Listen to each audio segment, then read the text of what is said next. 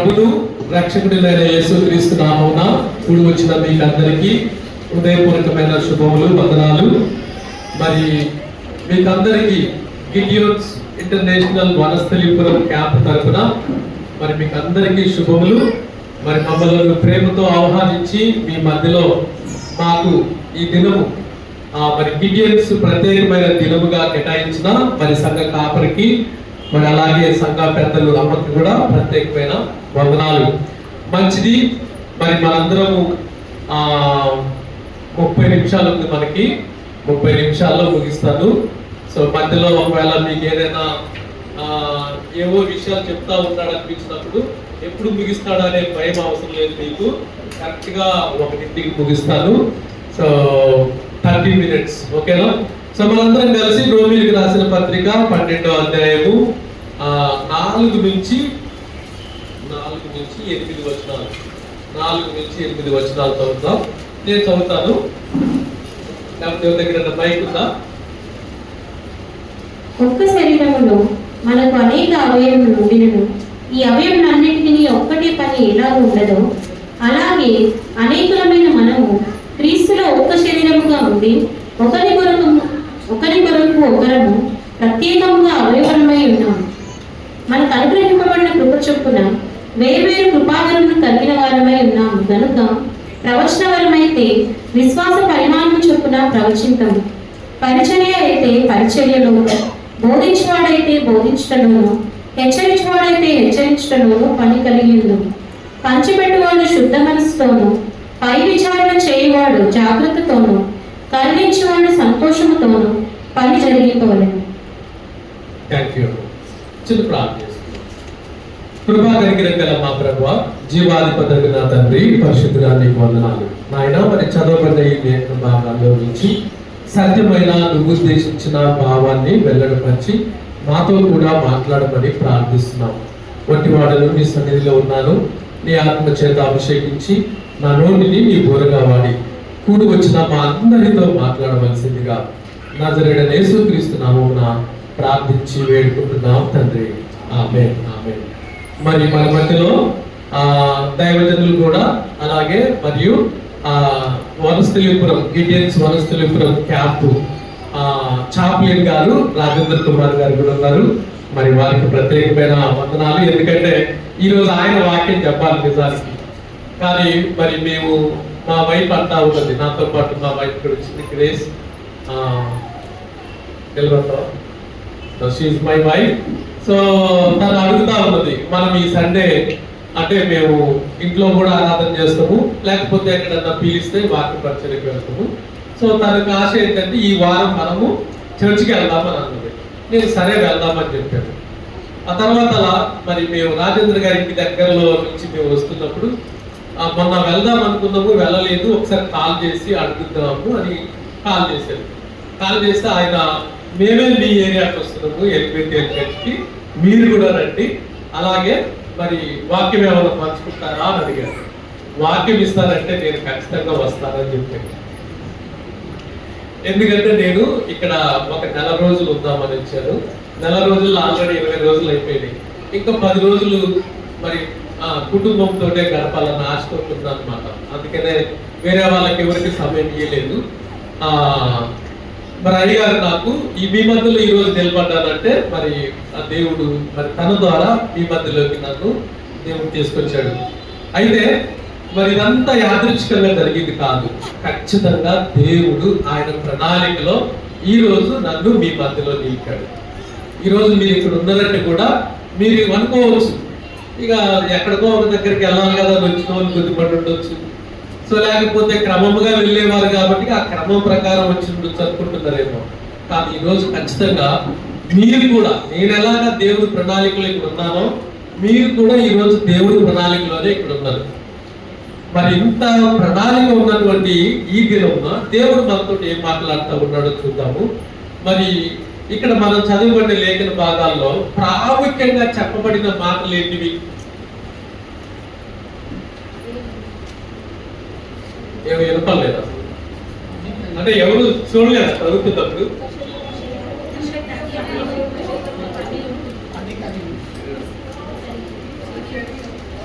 రోమా పత్రిక 12వ అధ్యాయము 4 నుంచి 8 వచనాల్లో ప్రధానంగా చెప్పబడిన విషయం ఏంటిది?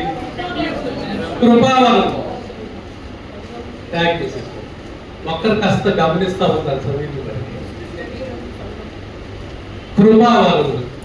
ఈ కృపావరములు ఎందుకు చాలా ప్రాముఖ్యమైనది? ఇప్పుడు ఒక్కసారి ఒకరిని పిలిచిన మనకో, రే జోసఫ్ అన్ననుకో, వాడు మా డాడీ అనుకుంటాడు. రే జోసఫ్ అన్ననుకో, వాడు వెంటనే ఇదేదో కొద్దిగా రెండోసారి పిలుస్తున్నాడంటే ఏదో అటెన్షన్ తోటి ఏం డాడీ అంటాడు కదా. అంటే మరి బైబిల్లో కృపావరాల గురించి ఎన్నిసార్లు చెప్పారో తెలుసా? ఆల్మోస్ట్ ప్రతి పత్రికల్లో, అపోస్తులు రాసిన పత్రికల్లో చాలా చోట్ల కృపావరాల గురించి ఉంది. మరి వాటిని మనం నిర్లక్ష్యం చేయొచ్చా? అంటే 10 సార్లు పిలిచిన పలక నుండి మనం ఏం చేస్తాం? పోయి నేనైతే మా దోశ కొట్టేస్తాను. నేను 5 సార్లు పిలిచిన అంట. అందుకే నేను కొట్టినా అని చెప్తాను. అంటే నేను కొట్టిన దానికి రీజన్ ఉండాలి కదా, అన్రీజనబుల్ ఉండకూడదు కదా. తండ్రి నేనంత మాత్రాన మీ పిల్లలకు కోపం రేపక ప్రభు యొక్క శిక్షలోను బోధలోను పెంచాలన్నారు కదా.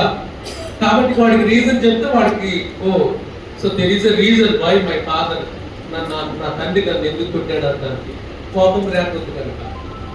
అలాగే మరి ఇన్నిసార్లు కృపావరాల గురించి దేవుడు చెప్తున్నప్పుడు మనకేమనిపిస్తుంది? అదేదో భాషలు అనిపిస్తుంది. ఒక్కోసారి ఆయనకి ఏదో స్వస్థ, ఆయన ప్రార్థన చేస్తే స్వస్థపరుస్తుంది. ఇగో ఈయన ప్రార్థన చేస్తే పిల్లలు పుడతారు, లేకపోతే ఈయన ప్రార్థన చేస్తే ఉద్యోగాలు వస్తాయి. కొంతమందికి స్వస్థత వరము కృపావరం అనుకుంటాం, భాషలు మాట్లాడటం కృపావరం అనుకుంటాం. లేకపోతే ఇంకా ఇక్కడ చెప్పబడ్డవి 8 ఉన్నాయి ఇక్కడ కృపావరాలు. 4 నుంచి 8 అధ్యాయంలో దగ్గర 8 కృపావరాలు ఉన్నాయి. వాటిల్లో ఏదో ఒకటి మనకు అర్థం కాని చాలా ఉన్నాయి, అర్థమైనవి కొన్ని ఉన్నవి, అవి కృపావరాలు. ఇక ఇక్కడ కాకపోతే మళ్ళా ఇంకా ఎక్కువగా ఎక్కడ చెప్పాడు? మళ్ళా కొరింథీ పత్రికలో చెప్పాడు. అక్కడ కూడా ఏదో చెప్తాడు అనుకుంటాం. కానీ కృపావరాలు ఏంటిదో తెలుసా? కృపావరాలు మన ప్రతి విశ్వాస జీవితంలో చాలా ప్రాముఖ్యమైనవి. కృపావరాలు ప్రతి విశ్వాస జీవితంలో చాలా ప్రాముఖ్యమైనవి. ఇప్పుడు మనకి పేర్లు పెట్టారు, ఒక్కొక్క పేరు పెట్టినారు. కానీ పేర్లు తీసేస్తే మనందరం ఎవరు? మనుషులు. పేర్లు తీసేస్తే మనందరం మనుషులు. చెట్లు కూడా చాలా చెట్లు ఉన్నాయి. వాటి కాయలు తీసేస్తే అవన్నీ ఏంటివి? చెట్లు. వాటన్నిటి కాండం ఉంటవి, కొమ్మలు ఉంటవి, ఆకులు ఉంటవి కదా, అవన్నీ చెట్లే. కానీ ఒక జామకాయ చెట్టుని, ఇది జామ చెట్టు అని ఎప్పుడు పిలుస్తున్నాం మనం? దానికి కాయ చూస్తాం. ఇక్కడ మామిడికాయ చెట్టు చూసాం, చాలా కొబ్బరి మామిడికాయలు చాలా బాగుంటుంది. ఆ చెట్టు చూసినప్పుడు ఏమనుకుంటాం? దాన్ని చిన్న పిల్లడు కూడా చెప్తాడు ఇది మామిడి చెట్టు అని. అట్లే మన జీవితాలకు కూడా ఒక గుర్తింపు ఉంది. ఈ పేరు మన తల్లిదండ్రులు పెట్టిన పేరు, అది కేవలం పిలవడానికి వాడిన పేరు. కానీ దేవుడు ఉద్దేశించిన నీ ఉద్దేశం ఒకటి ఉంది. జామ చెట్టుకి జామకాయలు ఉన్నట్టుగా ఉంటేనే దాన్ని జామ చెట్టు అని ఎలా అంటున్నామో, మామిడి చెట్టుకి మామిడికాయలు కనిపించినప్పుడు మామిడి చెట్టు అని ఎలా అంటున్నామో, నీ జీవితానికి కూడా దేవుడు ఉద్దేశించిన ఆ ఫలం ఉంటేనే నీ బ్రతుకుకి ఒక సార్థకత ఉందన్నమాట. లేకపోతే నీ బ్రతుకు వ్యర్థం. చాలా చెట్లు ఉంటాయి, పిచ్చి చెట్లు చాలా ఉంటాయి. మన సంఘం చుట్టూ చాలా పిచ్చి చెట్లు ఉన్నాయి. వాళ్ళలో కూడా మీరు ఒక పిచ్చి చెట్టు అన్నమాట, పనికి మారిన మనుషులు అన్నమాట. అదే కాయలున్న చెట్టు చూస్తే దాన్ని ఎవరు పిల్లలు రాలేకుండా చూస్తాం, దానికి గాడి ఫెన్సింగ్ పెట్టుకుంటాం, దానికి కాపలా దాన్ని పెడతాం. అంటే దాన్ని చక్కగా ఎరువేస్తాం, నీళ్లు పోస్తాం, అది ఇంకా ఫలించేలాగా ప్రయత్నం చేస్తాం. దేవుడు కూడా అంతే. నీకు కృపావరం ఏంటో, అవి నీ జీవితంలో ఉపయోగం ఏంటో, అవి ఎందుకు ఎన్నిసార్లు వాక్యంలో చెప్పాడో మనకు తెలియకపోతే మనం పిచ్చి మొక్కల్లాగనే అలాగే అవి బతుకుతుంటవి, మనము బతుకుతుంటవి. అలాంటి బతుకుల కోసం దేవుడు నిన్ను ఈ భూమి మీదకి తీసుకురాలేదు. ఈ భూమి మీదకి దేవుడు ఏ ఉద్దేశించాడో ఆ ఫలమును ఫలించడానికే నిన్ను ఈ భూమి మీద బ్రతికించాడు. కరోనా అయిపోయినాక కూడా అంటే నీ పని భూమి మీద ఉన్నది. ఆ ఫలము దేవుడు ఉద్దేశించిన ఫలము నువ్వు ఫలించాలి. ఆ ఫలము నువ్వు ఫలించాలంటే నీ కృపావరం ఏంటో నీకు తెలియాలి. అది దాని యొక్క ప్రాముఖ్యత. కృపావరం యొక్క ప్రాముఖ్యత. కృపావరాలు అయ్యగారులకి బాబాలకే ఉండవు. బాబాలంటే నేను చేయి పెడితే వీసా వచ్చింది, నేను చేయి పెడితే పిల్లలు పుట్టిరు, నేను అంటే ఆయన బాబా అన్నమాట. ఆ బాబాలు కాదు, అవి కాదు కృపావరాలు. ఆ బాబాలు కృపావరాలను సంఘ అభివృద్ధి కొరకు వాడాల్సింది పోయి వారు సొంత పేరు కోసం వాడుకుంటున్నారు. సెలబ్రిటీ సేవకులుగా ఉండడానికి వాడుకుంటున్నారు. అందుకే వాళ్ళని బాబా అంటున్నారు. వాళ్ళని గురించి కాదు, నిజముగా వారికి ఇవ్వబడినటువంటి ఫలములను, ఆ కృపావరములను సంఘము నిమిత్తము వాడేటటువంటి వారే నిజమైనటువంటి కృపావరముల విషయంలో నమ్మకంగా ఉన్నవారు అన్నమాట. Good stewards of the gifts of the Holy Spirit. అయితే ఈ కృపావరాలు మరి ఒక వ్యక్తికి మరి ఈ భూమి మీద ఒక మంచి సాక్ష్యము 2 విషయాల్లో ఉంటుంది. ఒక వ్యక్తి నువ్వు క్రిస్టియన్ కాకపోయినా, నువ్వు క్రిస్టియన్ అయినా సరే, 2 విషయాలు ఒక వ్యక్తిలో మనం చూస్తే ఆ తమ్ముడు కొంచెం లేప మర్చిపోయినట్టున్నాడు. నేను అట్లనే లేపుతా, నా మాట లేకపోతే. నేను ఎంత దూరం నుంచి వచ్చానో తెలుసా? నేను అమెరికా నుంచి వచ్చా. మళ్ళా దేవుడు తీసుకొచ్చాడు నన్ను. నేను ఎక్కడో మా పిల్లలతో హ్యాపీగా ఉంటాను. కాబట్టి ఖచ్చితంగా వినాలి. ఈ కృపావరాలు ఎందుకు ప్రాముఖ్యత అంటే, ఈ భూమి మీద ప్రతి మనిషి మంచివాడు అనే ఒక మంచి పేరు రావాలంటే నువ్వు క్రైస్తవుడు అయినా క్రైస్తవుడు కాకపోయినా 2 విషయాలు ఉంటాయి. ఒకటి నీ నోటి మాట. నోరు మంచిదైతే ఊరు మంచిదైతుందట. అంటే నీ నోరు మంచిగుంటే ఊరోళ్ళందరూ ఏదో ఒక నీకు సహాయకంగా నిలబడతారని. అలాగే 2వది నీ నడవడిక. నీ మాట ఒకటి, నీ నడవడిక ఉంటుందనుకో, నిన్ను సున్నపు కొట్టిన సమాధి అంటారు. ఏమంటారు? ఎందుకంటే సున్నపు కొట్టిన సమాధి మీద చాలా పూలు పెడతారు. 3 రోజులు పోయి సమాధి దగ్గర పోయినప్పుడు ఆ 3 రోజుల లోపల కిందే ఉంటుంది, చాలా పుల్లు బట్టి వాసన ఉంటుంది అన్నమాట. మన భక్తులు కూడా అలా ఉంటాయి అన్నమాట. అలా ఉండటానికి కాదు, దేవుడు మరి నీ నోటి మాట, నీ నడవడిక, ఈ 2 కూడా ఒక వ్యక్తి, ఒక మనిషిగా మతం గురించి కానీ, నీ యొక్క సంఘం గురించి కానీ, నీ విశ్వాసం గురించి పక్కన పెడితే నీ నోటి మాట, నీ నడవడిక, ఈ 2 చాలా ముఖ్యం ఒక వ్యక్తికి. అందుకనే చాలా చోట్ల ఎఫెసీ పత్రిక 4వ అధ్యాయంలో మీరు మీ నోటి మాట కృపా సహితముగా ఉండవలెను. ఎలా ఉండాలట? ఉప్పు వేసినట్లు రుచికరంగా ఉండవలెను. ఈ ఉప్పు వేసినట్లు రుచికరంగా ఉండమంటే ఉప్పు గురించి మాట్లాడుతుంది. ఉప్పు నిల్వ చేస్తుంది, ఉప్పు క్లీన్ చేస్తుంది, ఉప్పు గురించి కాదు మాట్లాడుతుంది అక్కడ. నీ మాట సరిగ్గా ఉండడం గురించి మాట్లాడుతున్నాడు. నువ్వు మాట్లాడిన మాట ఎలా ఉండాలట? మన నోటి మాట ఆశీర్వాద వచనమే ఉండాలట. మన నోటి మాట ఆశీర్వాద వచనంగానే ఉండాలట. ఎవరిని కూడా అనవసరమైనటువంటి మాటలు మాట్లాడే వారిగా మనము ఉండకూడదు. మరి పేతురు రాసినటువంటి 3వ అధ్యాయం 9వ వచనంలో ఏం మాట ఉంటుంది? మరి అక్కడ ఏముంటుందంటే, నీ నోటి మనము ఆశీర్వాద వచనము కొరకే పిలువబడితిమి. ఏమి తీయద్దు, రాసుకోండి, లేకపోతే వినండి అంతే. నేనే చెప్తాను. మనమాట ఆశీర్వాద వచనము కొరకే పిలువబడ్డమాట. మన నోట ఏం రావాలి? అందుకని యాకోబు అంటాడు, ఒక బావి తీసినప్పుడు ఆ బావిలో ఎటువంటి నీళ్ళు వస్తాయట? వస్తే మంచి నీళ్ళు వస్తాయి, లేకపోతే ఉప్పు నీళ్ళు వస్తాయి. కానీ ఒకే బావిలో ఉప్పు నీళ్లు మంచి నీళ్లు ఉన్న బావి ఎక్కడ చూసాం మనం? ఎక్కడ చూడం. మరి మన నోట ఏంటి? అదే నోట ఈ యొక్క భయంకరమైన మాటలు వస్తుంటాయి. అదే నోట ఆరాధన మందిరానికి వచ్చి దేవుడిని ఆరాధించే వారిగా ఉంటుంది. అదే పాస్టర్ గారు చెప్తా ఉంటాయి, వాళ్ళు నిద్రపోయినట్టు మెలుకువాల్సి వస్తుంది వాళ్ళని. అవును, మనం చాలా మంది ఎలా ఉన్నామంటే మరి చనిపోయినట్టు అని చెప్పారు పాస్టర్ గారు. ఒక వ్యక్తి చనిపోయినట్టు మరి యాక్షన్ చేయడం కన్నా అలా ఎవరు చెయ్యరు. జనరల్ గా నిద్రపోతున్నట్టు యాక్షన్ చేస్తారు. అందుకని ఏం చెప్తున్నాడు? ఇగో నిజంగా నిద్రపోతున్నోని లేపచ్చు, కానీ నిద్రపోతున్నట్టు నటిస్తున్నోని ఏం పాప చేస్తాం? మనం లేపలేము వాళ్ళని. ఎందుకంటే వాడు ఆల్రెడీ వాడికి తెలుసు వాడు నిద్రపోవడం లేదు. ఇంకెందుకు లేపుతున్నాడు? మనం కూడా క్రైస్తవులు అలాగే ఉంటా ఉన్నాం అన్నమాట చాలా విషయాల్లో. అలా కాకుండా సరే మన నోటి మాట మన నడవడిక అది ఎప్పుడు కూడా రెండుగా ఉండకూడదు.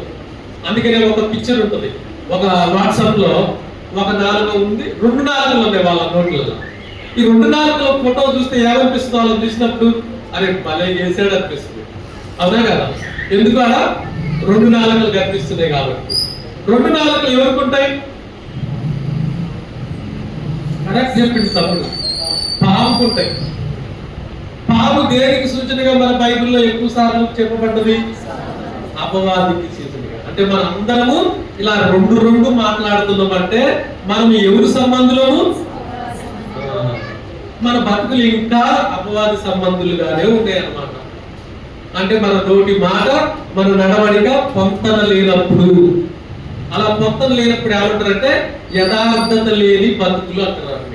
వాటిని ఏమంటారంటే నటన జీవితాలు అంటారు. ఈ నోటి మాట ఒకటి, నువ్వు చేసేది ఒకటి ఉన్నప్పుడు. ఇలాంటి నటన జీవితాలు ఉంటే నీకు మంచి పేరు రాదు. నువ్వు విశ్వాసమైనా రాదు, విశ్వాసం కాకపోయినా కూడా రాదు మంచి పేరు. రెండు, నీ నడవడిక. నీ నడవడిక మరి ఎలా ఉండాలట? జ్ఞానము కలిగి ఉండాలట. అదే కొలసీ పత్రిక 4వ అధ్యాయము 4వ వచనంలో ఉన్నమాట. జ్ఞానం ఏం తీయద్దు, నేనే చెప్తాను, రాసుకోండి. పెన్ను పేపర్ ఉన్నోళ్ళు. అయ్యగారు అయితే 2 పెన్ను బ్లూ పెన్ను 2 వేసుకున్నారు. చాలా సంతోషం వేసింది. అంటే ఆయన వాక్యం చదువుతున్నాడు. ఇప్పుడు మనం నోట్బుక్ లేదు, అసలు బైబిలే లేదు. అంటే మనం చాలా సిద్ధపడి వస్తున్నాం బైబిల్ వాక్యం యొక్క.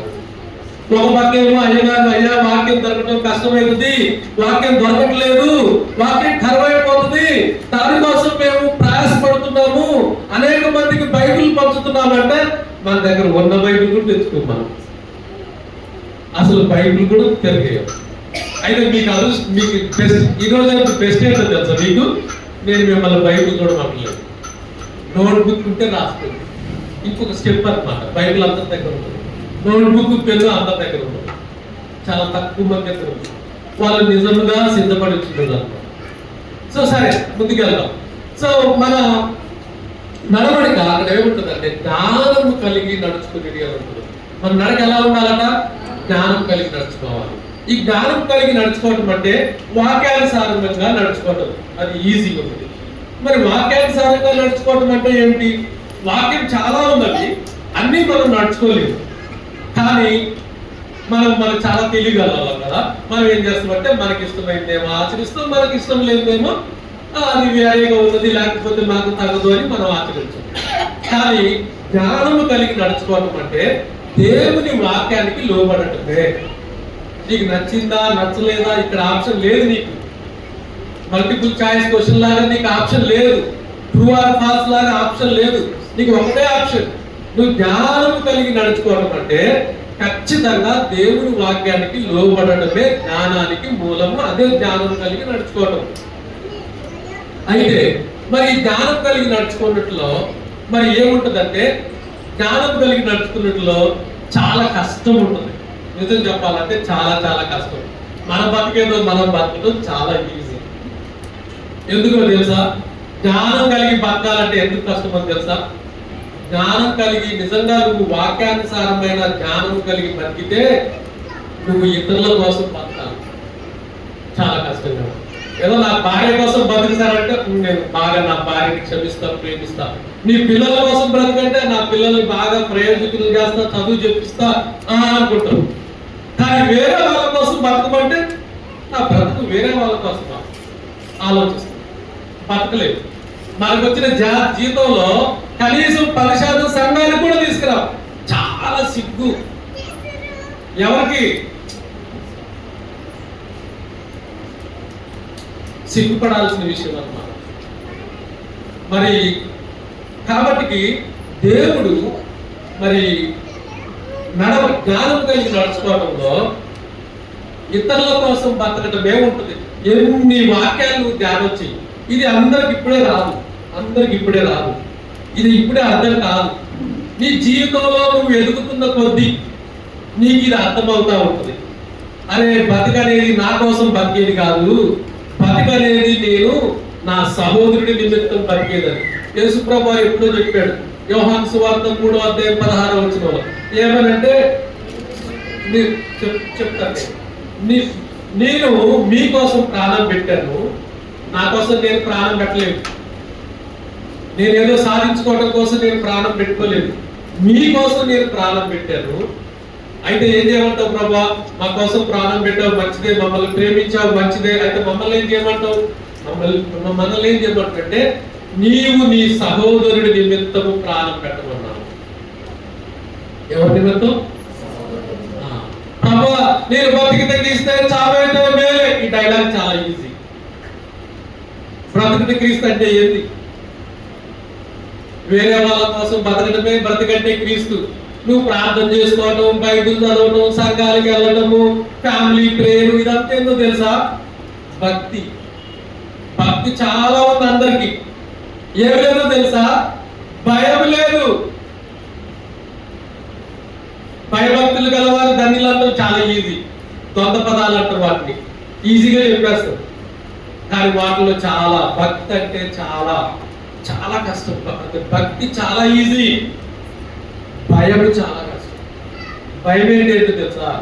మళ్ళీ భయం అంటే ఏంటి? భయం 10 సార్లు చెప్తే నీకు అర్థం కాదు. నేను ఒక్క మాటలో చెప్తున్నా చూడండి. ఈరోజు మీరు అదృష్టవంతులు. నిజమైన భయం అంటే దేవుని వాక్యానికి లోబడితే. పాస్టర్ గారిని చూసి భయపడటం కాదు.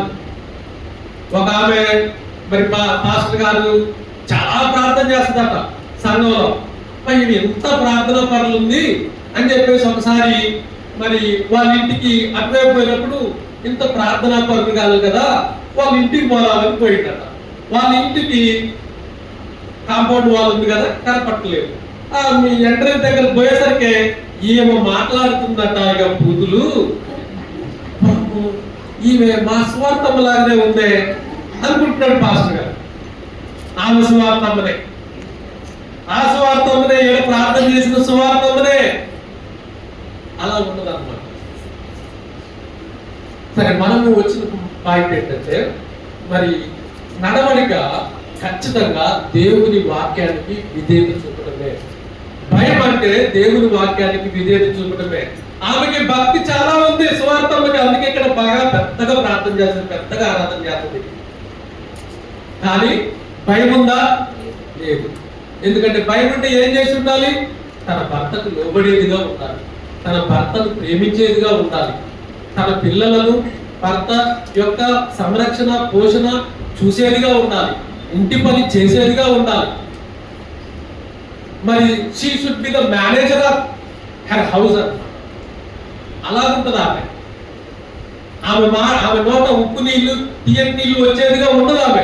భయం ఉంటే, భయం లేనప్పుడు 2-4 రకాల వస్తాయి. ఇంకా స్వీట్ కూడా కుదరదు ఒకసారి, తీయని నీళ్ళు. భయం ఉన్న వాళ్ళలో ఒకటే ఉంటుంది. ఎందుకంటే వారు దేవుడికి లోపడతారు కాబట్టి, భయము భక్తి విషయంలో. అలాగనా మరి నడవడికలో మరొక ప్రాముఖ్యమైనది ఏంటంటే దేవుడికి విధేయత చూపటంలో ఒకటి అది భయం అయితే, అదే జ్ఞానం కలిగి నడుచుకోవటం అయితే.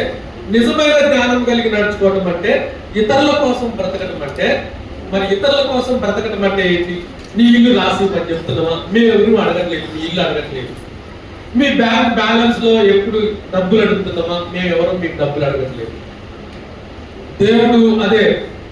దేవుడు ఇచ్చినది ఏది కూడా ఆయనేం అడగడు. మళ్ళా మీరు తీసుకుంటా అన్నాడు. తీసుకుంటే మన బిడ్డలందరూ చచ్చిపోతారు, మనం కూడా చచ్చిపోయి ఉండేవాళ్ళం. మన తల్లిదండ్రులకు మన బిడ్డలకు ఇచ్చాడు కదా, మనల్ని తీసుకున్నప్పుడు మనం కూడా ఇక్కడ భూమి మీద ఉండేవాళ్ళం కాదు. ఆయన ఇచ్చి తీసుకునే రకం కాదు. ఆయన ఇచ్చిన తర్వాత నువ్వు ఇష్టపడి ఇవ్వడానికి ఎదురు చూస్తూ ఉంటాడు ఆయన. నువ్వు ఇష్టపడి కృతజ్ఞతతో తిరిగి ఇవ్వడానికి అప్పుడు చూస్తుంటాడు. అందుకే చాలా మంది సేవకులు వాళ్ళ పిల్లలను మరి ప్రతిష్ఠిస్తూ ఉంటారు. ఎందుకంటే వాళ్ళకి ఈ విలువ తెలుసు కనుక. వాళ్ళ బిడ్డలను సేవ కోసమో లేకపోతే ముందు దేవుని సేవ చేయాలనో, వాడికి ఇష్టం ఉన్నా లేకపోయినా, ఇప్పుడు చిన్నగా ఉన్నాడు కాబట్టి ఇప్పుడైతే నా ఇష్టం కదా ప్రభా, నేనైతే ప్రతిష్ఠిస్తున్నా, ఇక వాడుకోవడం నీ ఇష్టం అని చెప్పుకుంటాను. సో అదొక రకమైనది. సో రెండోది ఏంటంటే, మరి ఇతరుల కోసం బ్రతకడంలో రెండో చాలా ప్రాముఖ్యమైనది. అసలు స్తంభం లాంటిది అన్నమాట. అంటే నీ నడవడికలో ఒక స్తంభం లాంటిది. అంటే ప్రతి ఇంటికి పిల్లర్లు ఉంటాయి కదా, ఆ పిల్లర్ లాంటిది అన్నమాట. స్తంభం లాంటిది ఏంటంటే నీ నడవడికలో, జ్ఞానము కలిగిన నడవడికలో సత్క్రియలు. ఒకసారి అందామా? సత్క్రియలు. సత్క్రియలు అంటే మంచి పనులే కాదు. ఇంగ్లీష్ లో చాలా క్లియర్ గా రాశారు, గుడ్ డీడ్స్ అని. మొత్తం మంచి పనులే కాదు. సత్క్రియలు అంటే మరి దేవుడి ప్రణాళికలు. సత్క్రియలు అంటే దేవుడి ప్రణాళికలు. తీర్పు 2:14 అంటాడు, ఇదిగో నీ కొరకు నేను ఎందుకు ప్రాణం పెట్టానో తెలుసా, ఎందుకు నిన్ను వెతికి నిన్ను రక్షించుకున్నానో తెలుసా, ఎందుకంటే నా తండ్రి ఉద్దేశించిన సత్క్రియల యందు ఆసక్తి గలవాడుగా నువ్వు ఉండాలని. అంటే నా తండ్రి ఉద్దేశించినటువంటి ప్రణాళికలు నీ జీవితానికి మొదట్లో చెప్పానే, నువ్వు జామ చెట్టు అయితే జామకాయలు కాసేవాడుగా ఉండాలని, మామిడి చెట్టు అయితే మామిడికాయలు కాసేవాడుగా ఉండాలని, ఈ భూమి మీద నీ బ్రతుకుకి దేవుడి గురించి ఫలించేవాడుగా నువ్వు ఉండాలని, అందుకోసం నేను నీ కోసం ప్రాణం పెట్టాను అంటాడు. నా తండ్రి సత్క్రియల యందు నువ్వు ఆసక్తి గలవాడుగా ఉండాలని. మరి తండ్రి సత్క్రియలు ఎక్కడున్నాయట, ఎప్పుడు తయారు చేశాడట? ఎఫెసీ పత్రిక 2:10 ఉంటుంది. అక్కడేముంటదంటే, ఇదిగో నిన్ను నీ తల్లి గర్భమందు నేను రూపిస్తున్నప్పుడే. ఎప్పుడట? నువ్వు పిండముగా ఉన్నప్పుడే. నువ్వు చిన్నగా నీ తల్లి సంచి, గర్భసంచి నువ్వు ఫస్ట్ పుట్టినప్పుడు ఇంత సైజే ఉంటున్నావు. ఇంత చిన్నగా పిరికెడ్ సంచి నీ గర్భసంచే ఉంటే, తల్లి సంచే ఉంటే, పిండము చాలా మైక్రాన్స్ లో ఉంటుంది. అలా పిండముగా ఉన్నప్పుడే నీ పట్ల నేను ఉద్దేశాలు కలిగి ఉన్నాను. ముందుగా ఉద్దేశించిన సత్క్రియల యందు, ముందుగా ఉద్దేశించిన సత్క్రియలు అని రాసుంటారు అక్కడ. ఎప్పుడు ఉద్దేశించాడట దేవుడు? ముందుగా. ఎంత ముందుగాట? మన తల్లి గర్భమందు మనల్ని రూపొందిస్తున్నప్పుడే. అయితే అపవాది గాడు ఆ ప్రణాళికలను దొంగలిస్తాడు. ఈ భూమి మీదకి పుట్టినప్పుడు మనం చాలా మంది విశ్వాసంలో కాదు, పుట్టగానే విశ్వాసం అంటే ఎవడు కాదు. అప్పుడు ఏమవుతుందంటే, ఈ లోకము అపవాది ఆధీనం ఉండడం వల్ల అప్పుడు అపవాది గాడు వస్తుంది, ఆయన వచ్చావా, మీ నాన్న ఈ భూమి మీద నువ్వేదో చెయ్యాలని రాసుంటాడే నీ పట్ల ప్రణాళికలు, ఇదే కదా, సరే మంచిది, ఇది జరుపు పెట్టు, వాటి దొంగలిస్తారు. అపవాది దొంగలించడం అంటే వాడేదో నీ డబ్బు దొంగలించడు, నీ స్థలాలు దొంగలించడు, నీ ఇల్లు దొంగలించడు, నీ బంగారం దొంగలించడు. దొంగలించుటకు రాయబడింది యోహాను సువార్త 10వ అధ్యాయంలో. దొంగలించుటకు ఏం దొంగలిస్తాడు? నీ డబ్బులు ఎవరన్నా, దేవుడు డబ్బులు దొంగలించడం చూసారా మీరెవరన్నా? సరే, సాధారణంగా డబ్బులు దొంగలించడం చూసారా మీరెవరన్నా? చూడలేదు. ఏమి దొంగలిస్తాడు? ఇదే వాడు దొంగలించింది. నీ పట్ల మన తండ్రి కలిగి ఉన్న ప్రణాళికలను వాడు దొంగలించాడు. ఆ తర్వాత నేను దేనికోసం బతుకుతుందో కూడా తెలియక చావాలని రైలు పట్టాల మీద నడుస్తున్నప్పుడు నన్ను దేవుడు రక్షించాడని చెప్పుకునే వాళ్ళు ఉంటారు చూసారా, అదనమాట. తర్వాత ఏముంది? వాడు నరహత్యకును నాశనమును, 3 ప్రణాళికలే. ఒకటి దొంగలించడం, తర్వాత నిన్ను నీ బతుకుని నాశనం చేయడం, మూడోది నరహత్య, నీ ప్రాణం తీయడం. ఈ భూమి మీద దేవుడి ఉద్దేశాలు చేయకుండా. అందుకనే పాపం దావీదు గారు ప్రార్థన చేస్తా ఉన్నాడు కీర్తనలో, ప్రభువా నాలో ప్రాణం ఉంటేనే కదా నేను నిన్ను ఆరాధించేది, నేను చనిపోతే ఈ సమాధి నిన్ను ఆరాధిస్తుందా కూడా ఆయన. అంటే మనకేంటో తెలుసా, మనం బ్రతికుంటేనే కదా దేవుడి ప్రణాళికలను మనం జరిగించగలిగేది. మనం చనిపోతే మనం చేయగలమా? అంటే ఈ రోజు నువ్వు బతుకున్నావు అంటే ఏంటి? దేవుడు ఇంకా నీ పట్ల ఒక ఆశ కలిగి ఉన్నాడు. నా కుమారి, నా కుమారుడా, నేను ఉద్దేశించిన ఫలములను నువ్వు ఈ భూమి మీద ఫలించి నన్ను మహిమపరుస్తావని. యోహాను సువార్త 15వ అధ్యాయంలో, మీరు బహుగా ఫలించుట చేత నా తండ్రి మహిమపరచబడు. మనం ఫలిస్తేనే నీవు దేవుడికి మహిమని తీసుకొచ్చేది. ఇక మనకి కాబట్టి నువ్వు ఇలా ఫలించాలన్నా, ఇలా సత్క్రియలు నువ్వు చేయాలన్నా, మరి ఈ సత్క్రియలు నువ్వు చేయాలంటే, సత్క్రియ అంటే ఖచ్చితంగా మరి ఒకరికి మేలు చేయడంలోనే నిజమైన సత్క్రియ ఉంది. ఒకరికి మేలు చేయడంలోనే. మరి స్వాతి అట రమేష్ని ప్రేమిస్తా ఉంది. ఆ స్వాతి రమేష్ను అంటా ఉంది, రమేష్ నువ్వు నిజంగా నన్ను ప్రేమిస్తున్నావా అని అడుగుతా ఉన్నాను. అదేంటి స్వాతి, నేను నిన్ను ప్రేమిస్తున్నాను నీకు తెలీదా? ఆయన అభియాన్ని నేను ఎన్నిసార్లు చెప్పలేదు. మరి ఏంటి ఎప్పుడు ఉత్త చదువుతో వస్తావు, కనీసం ఒక చాక్లెట్ అయినా తీసుకురావు అని అంటా ఉన్నాను. అంటే ఏంటి, ప్రేమించినప్పుడు ఏముంటది? ఇవ్వటం ఉంటుంది. ప్రేమించినప్పుడు ఏముంటది? ఇవ్వటం ఉంటుంది. అందుకనే ఆ అమ్మాయి వీడికి ప్రేమ లేదని అనుకుంటుంది, ఎందుకంటే ఏమి తీసుకురావట్లేదు కాబట్టి. తండ్రి బయట నుంచి వస్తున్నప్పుడు పిల్లల కోసం ఎవరు తీసుకొస్తున్నా తేడా, ప్రేమించే తండ్రి ఖచ్చితంగా తీసుకొస్తారు, ఒకళ్ళు పిసుకున్నప్పుడు తప్ప. పిల్లలకి ఇష్టమైన కనపడ్డప్పుడు ఖచ్చితంగా తీసుకొస్తారు. మేము ఒకసారి లిచ్చి కొందామని పోయినాం, వాడు సరిగ్గా రేట్ ఇవ్వట్లేదు. సర్లేదు వెళ్ళేసి వచ్చినాం. తర్వాత మా ఇద్దరు పిల్లలు పోను మరి ఇమానియల్ ఎబినేజర్, డాడీ నాకు లిచ్చి కావాలి, ఐ లైక్ లిచ్చి అంటున్నాడు. ఆ తర్వాత వాళ్ళిద్దరు మాత్రం లేదు, మేమిద్దరం మళ్ళా మా వైపు నేను ఆ మలకపేట పోయి వస్తున్నాము, అక్కడ లిచ్చి కనపడదు. అప్పుడు నేను మా ఆయన చెప్తున్నాను, ఎంత రేట్ అయినా సరే మొత్తం తీసుకొచ్చేసి. ఎందుకు? వాళ్ళంతగా నాకు ఇష్టం డాడీ అని చెప్తే నేను తండ్రి ప్రేమ నేను తెగబడుతున్నా, ఇక బార్గెన్ చేయని చెప్తాను. ఎందుకంటే బార్గెన్ చేస్తే మేము పోగొట్టుకున్నాం అన్న. ఈసారి ఎంత రేట్ అయినా సరే తీసుకొని వచ్చేసేది. అలా ఇవ్వనటువంటిది, ఇవ్వడంలోనే నిజమైన ప్రేమ, నిజమైన సక్రియ. అదే ఎవరికి ఇస్తాం వల్ల? నీ పిల్లలకు, నీ భార్యకు, నీ కొడుకుకి, నీ మనవరాలకి, నీ మనవడికి, ఇంకా పోతే అవసరమైతే తర్వాత నీ ముది మనవలు కూడా తినటానికి, లేకపోతే నీ పేరు ఉండటానికి రాసి పెట్టు. అంటే ఎక్కడ సంపాదించుకుంటా ఉన్నాం మనం ఐశ్వర్యం అంతా? భూమి మీద సంపాదించుకుంటాం.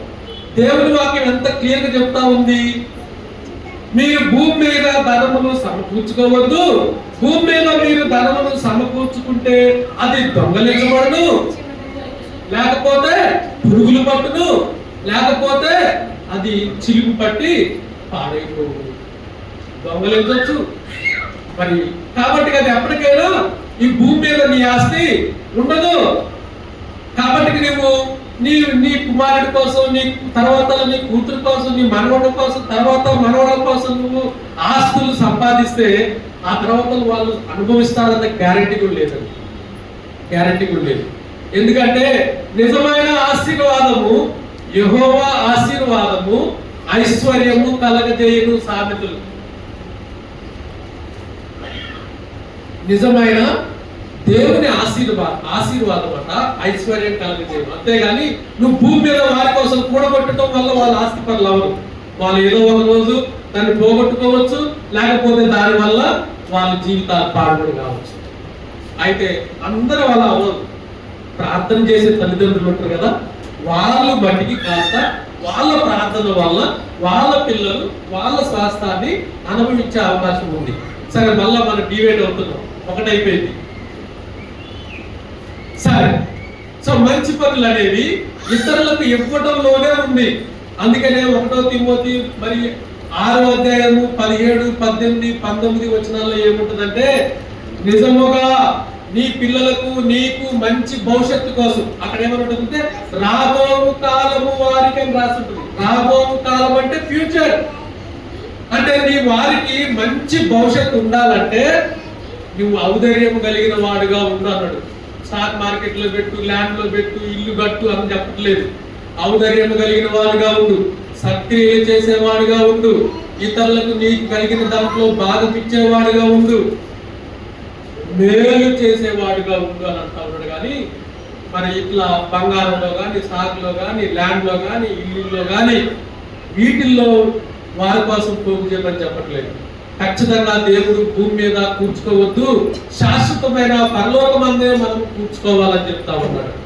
మరి ఈరోజు మీకు అందరికి ఒక అవకాశం, ఇదిగో ఈ మంచి సక్రియ చేయడానికి ఒక చక్కని అవకాశం ఏంటంటే, మరి ఈ మంచి పని చేయడం, మంచి పనుల్లో ఒకటి ఇదే కాదని చెప్పట్లేదు, మీ జీవితానికి ప్రత్యేకమైన మంచి పని ఉంటుంది. కానీ ఇతరుల జీవితాలు కూడా మీలాగే దేవుని ప్రేమను అనుభవించడానికి, ఇతరుల జీవితాల్లో కూడా మేలు కలగటానికి మరి ఈరోజు ఇక మేము మీకు ఒక మంచి అవకాశాన్ని తీసుకొస్తా ఉన్నాను. ఈ బైబిల్ తెలుసా, ఇది నా మొదటి బైబిల్. నేను ఎంతుందంటే బహుశా ఒక 7-8 సంవత్సరాలు ఉన్నప్పుడు నా మొదటి బైబిల్ ఇదే. మా ఊర్లో అసలు క్రైస్తవులు అంటే ఎవరు లేరు. మా ఊర్లో క్రైస్తవులు ఎవరు లేరు.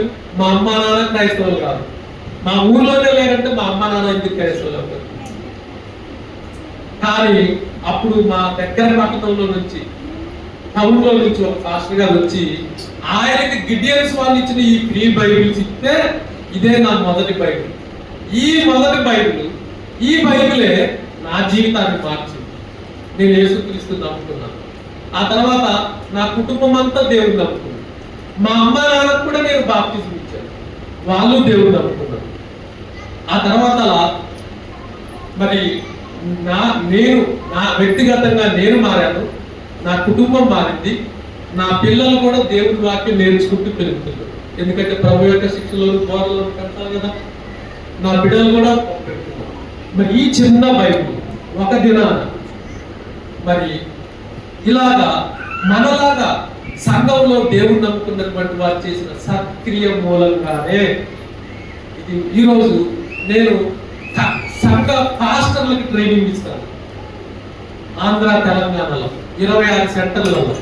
ఇప్పుడైతే జూమ్ ద్వారా ఇప్పటికి మా దగ్గర 4 బ్యాచ్లు నడుస్తూ ఉన్నాయి. పాస్టర్స్ ట్రైనింగ్ 4 బ్యాచ్లు. సో ఈ బైబిల్ ఈరోజు నేను ఈ బైబిల్ బోధించే వారికి బోధకుడిని చేస్తున్నాను.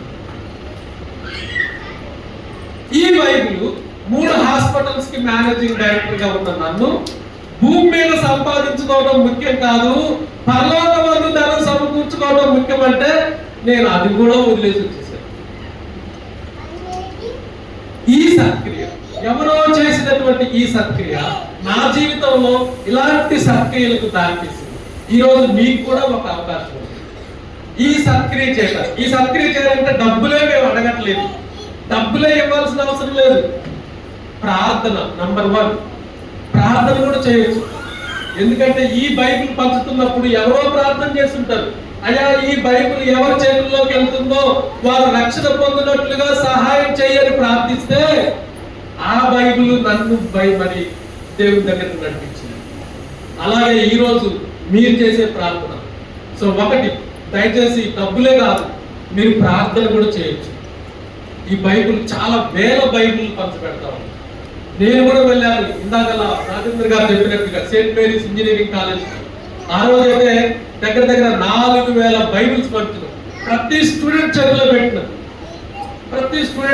పెట్టినాం, వీలైనంత వరకు.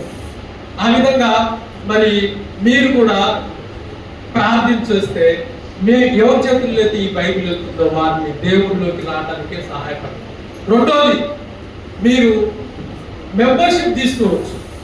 మెంబర్షిప్ తీసుకుంటే ఏమైందంటే ఈ గిడియన్స్ ఇంటర్నేషనల్ క్యాంప్లో మిమ్మల్ని యాడ్ చేస్తారు, మీకు మెసేజెస్ వస్తుంది.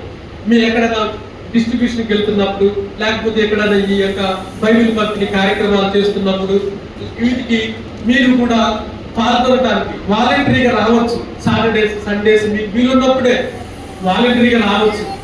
మెంబర్షిప్ తీసుకుంటే అలా కమ్యూనికేషన్ చేయడానికి ఈజీగా ఉంటుంది. తర్వాత మీరు మెంబర్షిప్ కట్టే డబ్బులు ఎవరి జీతాలకు వెళ్ళవు.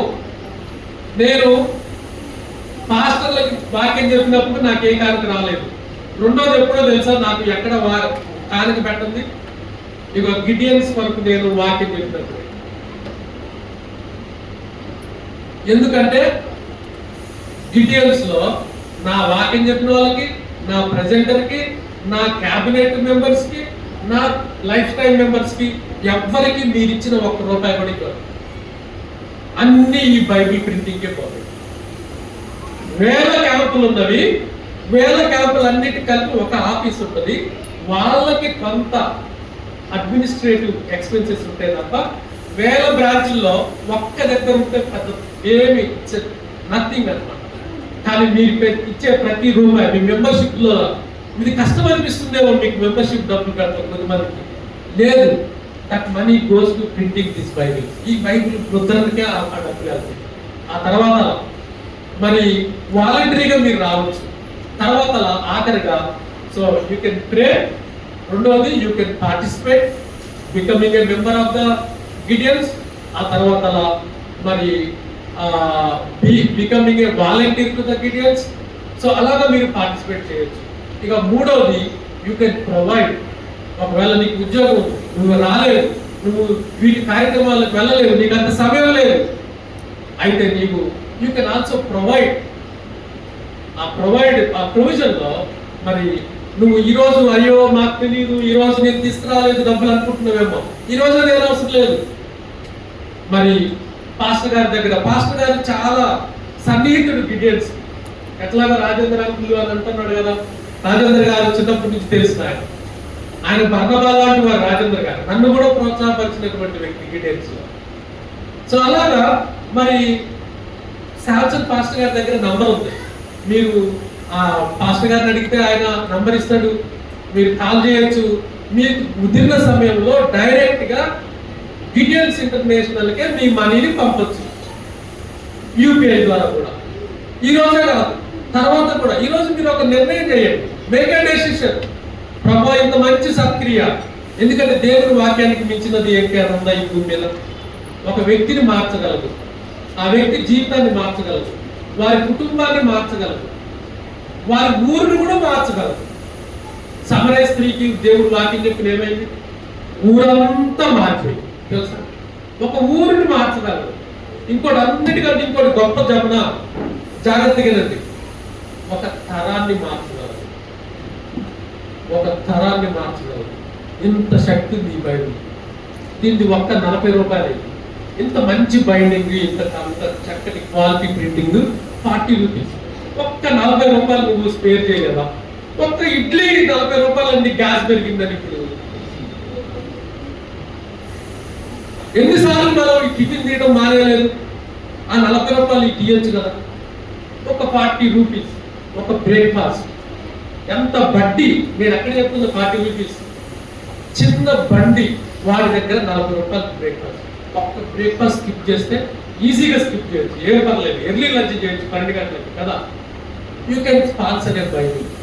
సో దయచేసి మరి ఈ మంచి సత్క్రియ, మరి ఒక రోజున మనము పరలోకం పోయినప్పుడు ఒక వ్యక్తి పరిగెత్తుకొని వచ్చి ఒక సర్ప్రైజ్ మీకు వచ్చి, అన్నా ఆ రోజు మీరు కానిపించినారే, ఆ కానుక ఈ బైబిల్ ప్రింట్ చేశారు.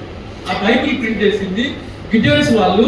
నేను హాస్పిటల్లో చచ్చిపోతున్నప్పుడు నాకు నా బెడ్ పక్కన పెట్టిపోయారు. నేను కోమాలో ఉన్నాను. అయితే నాకు వెలుగు వచ్చినప్పుడు నేను ఇది చదివాను. ఆ తర్వాత నా బ్రతుకు మార్చుకున్నాను. ఈరోజు పరలోకంలో ఉందంటే ఆ రోజు అక్క నువ్విచ్చిన కానుకే ఈరోజు నేను పరలోకంలో దేవుణ్ణి బయటపరుస్తున్నాను అంటున్నాను. అనే సర్ప్రైజ్ మీకు కావాలా? ఖచ్చితంగా me all need that surprise. అటువంటి సర్ప్రైజ్ కావాలన్నా నిజమైన సత్క్రియ, దేవుడు ఉద్దేశించిన సత్క్రియలు అందరికీ తెలియాలి. మనందరికీ ఒక పర్పస్ లేని జీవితం ఎంత వ్యర్థమైన జీవితం ఉంటుంది. మరి భూమి మీద యేసుక్రీస్తుని తెలియకుండా బతుకుతున్న వాళ్ళ పర్పస్ లేని జీవితాలు ఎంత వ్యర్థమైనవి. వాటి గురించి ఒక బాధ్యత నీకుందా? ఒకవేళ నిజంగా నీకు బాధ్యత ఉంటే 40 rupees is not a big amount. నీకు ఉత్తొక్క బాధ్యత అయితే నువ్వు ఆ 40 ఇవ్వకుండా పోతావు ఈ రోజు. కానీ నిజమైన త్యాగపూరితమైన బాధ్యత ఉంటే, నిజమైన భయం ఉంటే, భక్తి కాదు, భక్తి ఉంది మీకు అందరికి, అందుకే ఇక్కడ ఉన్నారు, అందుకే చక్కగా కూడా వింటున్నారు. నిజమైన భయం కూడా ఉంటే ఈరోజు మరి సహాయం చేద్దాం. ఎందుకంటే ఇది గొప్పగా పాస్టర్ గారు ఇలా మన సంఘము అందరూ ఆ యొక్క ఫలాల్లో పాలు పొందాలనే చెప్పాడు. ఫిలిప్పీ సంఘానికి అదే రాశారు కదా 4వ అధ్యాయంలో. ఇగో మీరు ఈ ఫలములందు భాగమవ్వాలని మీరు పంపించిన కానుకలను నేను అంగీకరించాను. ఎందుకంటే మీరందరూ ఈరోజు పాస్టర్ గారు మమ్మల్ని మీ మధ్యలోకి ఎందుకు తీసుకొచ్చారంటే, ఇగో ఇటువంటి సత్క్రియలో మీరందరూ భాగమై ఫలించాలని, దేవుణ్ణి నిత్యంలో మనందరము మైండ్పరచాలని ఈ గిడియన్స్ డే మీ మధ్యలోకి తీసుకొచ్చింది. సో కనుక మరి అందరూ లేఖనాలు కొడదాం, చిన్న ప్రార్థన చేసుకుందాం. మెంబర్షిప్ తీసుకోవచ్చు, వాలంటరీగా పార్టిసిపేట్ అవ్వచ్చు. ప్రార్థన, you can pledge a prayer, ప్రార్థన చేయొచ్చు. అలాగే ప్రార్థన చేస్తుందని ఒక ప్లెడ్జ్ చేసే కదా అని అనుకోకండి. ప్రార్థించే పెదవుల కన్నా సహాయం చేసే చేతుల ఆశీర్వాదం విన్న కాదు. True blessing brings when you help, when you give. True blessing is in giving, not in taking. So చిన్న ప్రార్థన చేస్తాను. మరి నేను రాజేంద్ర గారు ఇక్కడే ఉన్నాను. మరి మన అయ్యగారు కవర్లు తీసుకురాలేదు, నేను కూడా తీసుకురాలేదు, నేను కూడా part of the family. So మీరు డైరెక్ట్గా గూగుల్ పే చేయొచ్చు విజయ్ ఇంటర్నేషనల్కి. లేదయ్యా మాకు వాడడం రాదన్న వాళ్ళు పాస్టర్ గారికి ఇవ్వచ్చు, లేకపోతే నాకు కానీ రాజేంద్ర గారికి కానీ మీరు గారికి ఇవ్వచ్చు. నేను బ్యాగ్ పట్టుకొని ఉంటాను, ఇవ్వచ్చు. Thank you. చిన్న ప్రార్థన చేస్తాను. ఈ సత్క్రియలు నిజముగా మనము మన జీవితాలకు ఆ కృపావరాలను కనుగొని ఆ సత్క్రియలను మనం కొనసాగే వారుగా ఉన్నట్లుగా మీకు అందరి కోసం ప్రార్థన చేస్తాను. అందరం కలుగుస్తున్నాం. కృపా కనికరం గల మా ప్రభువా, జీవాధిపతి నా తండ్రి, పరిశుద్ధుడానికి వందనాలు. అయ్యా, ఇదిగో నీ బిడ్డలమైన మేము నాయన, ఇదిగో నాయన మరి మా పట్ల నీకు కలిగి ఉన్న ప్రణాళికలను నాయన సత్క్రియలను ఈ భూమి మీద మేము జరిగించి మేము ఫలించాలి ప్రభువా. అయ్యా, అలా ఫలించితేనే మేము నేను మహిమపరిచిన వారం అవుతాం ప్రభా. మా బ్రతుకులకు మా జీవితాలకు ఈ భూమి మీద ఒక సార్థకత ఉంటుంది ప్రభా. అయ్యా నాయన, అటువంటి సార్థకత, అటువంటి ఫలింపు నాయన మా జీవితాల్లో కావాలి ప్రభా, మా కుటుంబంలో కావాలి ప్రభా, మా బిడ్డల జీవితాల్లో కావాలి ప్రభా. అయ్యా నాయన, ఇదిగో నాయన నాతో ఏకీభవిస్తున్నా నీ బిడ్డలందరినీ జ్ఞాపకం చేసుకో ప్రభా. అయ్యా, అపవాది గారిని దొంగలించిన నీ ప్రణాళికలను బిడ్డలందరూ తిరిగి కనుగొనటకు నీ వాక్యమే మాకు ఆధారం ప్రభా. నీ వాక్యం ద్వారా నాయన నీ ప్రణాళికలను మేము కనుగొని నువ్వు మాకిచ్చిన కృపావరాన్ని మేము గుర్తించి నాయన ఆ కృపావరంలో నాయన నిన్ను సేవించడానికి, నీ పరిచయం చేయడానికి, నీ కొరకు బ్రతకడానికి, మా కుటుంబాల ద్వారా నిన్ను మహిమపరచడానికి మమ్మల్ని అందరినీ జ్ఞాపకం చేసుకో ప్రభా. ఇదిగో నిలబడి నాతో ఏకీభవిస్తున్నాను. మమ్మల్ని అందరినీ తండ్రి నీ ఆత్మతో అభిషేకించి ఆశీర్వదించమని, అయ్యా ఈ సంఘాన్ని ఇంకనూ వర్ధిల్ల చేయమని, అయ్యా మరి సంఘ కాపరిని, సంఘ పెద్దలను జ్ఞాపకం చేసుకోండి, వారి కుటుంబాలను ఆశీర్వదించమని నజరేయుడైన యేసుక్రీస్తు నామమున ప్రార్థించి వేడుకుంటున్నాం తండ్రి. ఆమేన్.